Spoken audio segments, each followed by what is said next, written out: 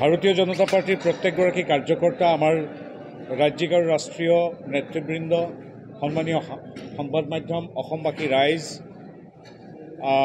আৰু সন্মানীয় মুখ্যমন্ত্ৰী ডক্টৰ হিমন্ত বিশ্ব শৰ্মাদেৱক মই আৰু আমাৰ পৰিয়ালৰ তৰফৰ পৰা আন্তৰিক ধন্যবাদ জনাইছোঁ নতুন দায়িত্বটো প্ৰদান কৰাৰ বাবে।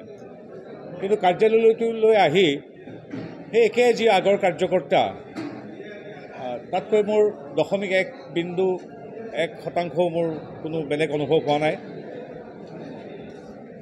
ভাৰতীয় জনতা পাৰ্টিৰ কোনোবা এখন জিলাৰ যিদৰে প্ৰভাৰীৰ যিদৰে দায়িত্ব, মুখপাত্ৰৰ যিদৰে এটা দায়িত্ব, তাৰ মাজতে মই সাংসদৰ দায়িত্ব পাইছিলোঁ, নিৰ্বাচনৰ প্ৰবন্ধন সমিতিৰ পৰিচালনা সমিতিৰ আহ্বায়কৰ দায়িত্ব পাইছিলোঁ। এই যিটো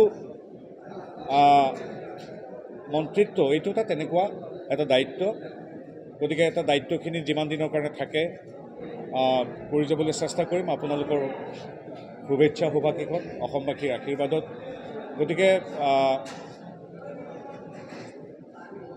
বহু জ্যেষ্ঠজনৰ বিচাৰত উত্তীৰ্ণ হোৱাৰ বাবে এটা ব্যক্তিগত সুখ, এটা ভাল লগাটো স্বাভাৱিক।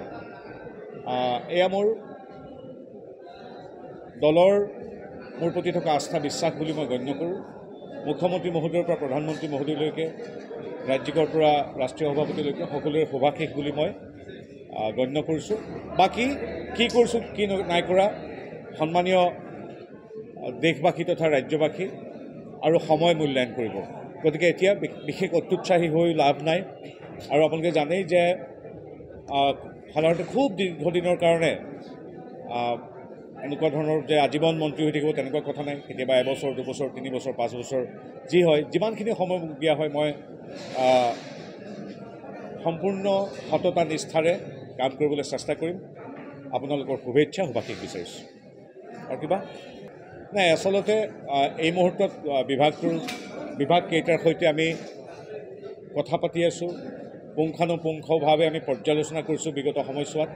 গতিকে সময়ত দেখা যাব যে এগৰাকী সাংসদ হিচাপে বা এগৰাকী মন্ত্ৰী হিচাপে নিজৰ জন্মভূমি অসমৰ বাবে, সামগ্ৰিকভাৱে মোৰ দেশখনৰ বাবে কি কৰিব পৰা যায়। গতিকে এতিয়া পৰিকল্পনা কিবা কৰিছোঁ বুলি ক'লে ভুল কোৱা হ'ব। ভাৰতীয় জনতা পাৰ্টিৰ প্ৰত্যেকগৰাকী কাৰ্যকৰ্তা, আমাৰ ৰাজ্যিক আৰু ৰাষ্ট্ৰীয় নেতৃবৃন্দ, সন্মানীয় সংবাদ মাধ্যম, অসমবাসী ৰাইজ আৰু সন্মানীয় মুখ্যমন্ত্ৰী ডক্টৰ হিমন্ত বিশ্ব শৰ্মাদেৱক মই আৰু আমাৰ পৰিয়ালৰ তৰফৰ পৰা আন্তৰিক ধন্যবাদ জনাইছোঁ নতুন দায়িত্বটো প্ৰদান কৰাৰ বাবে।